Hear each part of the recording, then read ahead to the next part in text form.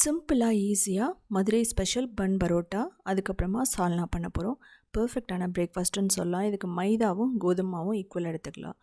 உப்பு, சுகர், அதுக்கப்புறமா ஆயில், ஒரு முட்டை போட்டுக்கலாம். அதுக்கப்புறமா பால், இதெல்லாம் போட்டு நல்லா மிக்ஸ் பண்ணுங்கள். தேவையான அளவு தண்ணி ஊற்றிட்டு நல்லா சாஃப்டான டோ மாதிரி கொண்டு வரணும்.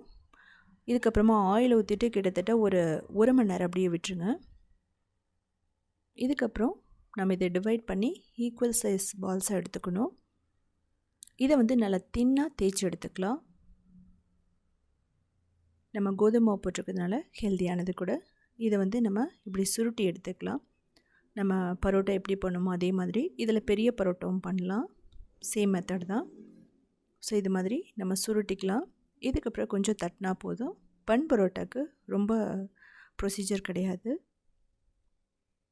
ஸோ அவ்வளோதான், நமக்கு ரெடி ஆகிடுச்சு. இதை அப்படியே நம்ம தோசை தவாவில் போட்டு எடுத்துடலாம். தேவையான அளவு ஆயில் ஊற்றிடுங்க.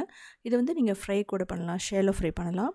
ஸோ நமக்கு பர்ஃபெக்டாக ரொம்ப ரொம்ப லேயர்ஸோட ஈஸியாக நமக்கு ரெடி ஆகிடுச்சோம். அது ஹோட்டல் ஸ்டைலில் அவ்வளோ டேஸ்ட்டாக இருக்கும். ஸோ சைட்லேயும் நம்ம கண்டிப்பாக ரோஸ்ட் பண்ணி ஆகணும். அப்போ தான் உள்ளெல்லாம் நல்லா வேகும். இதுக்கப்புறம் சால்னா பண்ண போகிறோம். சால்னாக்கு பார்த்திங்க அப்படின்னா ஸ்பைசஸ் போட்டுட்டு வெங்காயம், இஞ்சி, பூண்டு, தக்காளி, புதினா, கொத்தமல்லி எல்லாம் போட்டு நல்லா வதக்கி எடுக்கணும். இதுக்கு அரைக்கிறதுக்கு தேங்காய், பொட்டுக்கடலை, கசகசா, முந்திரி எல்லாம் போடும். மசாலா அப்படின்னா கொத்தமல்லி தூள், கரம் மசாலா தூள், மஞ்சள், மிளகாய் தூள், அதுக்கப்புறம் ஜீரகத்தூள், உப்பு எல்லாம் போட்டுக்கலாம். இது நல்லா கொதித்து வரணும். நான் சொன்ன மாதிரி தேவையானது போட்டு அரைக்கிறோம். தேங்காய், பொட்டுக்கடலை, கசகசா, முந்திரி எல்லாம் தேவையான அளவு தண்ணி ஊற்றிட்டு இதையும் இதில் ஊற்றிடலாம். கிட்டத்தட்ட 5 நிமிஷத்தில் நமக்கு வெஜிடபிள் சால்னா ரெடி ஆகிடும். பரோட்டா மட்டும் இல்லாமல் இடியாப்பத்துக்கும் சூப்பராக இருக்கும்.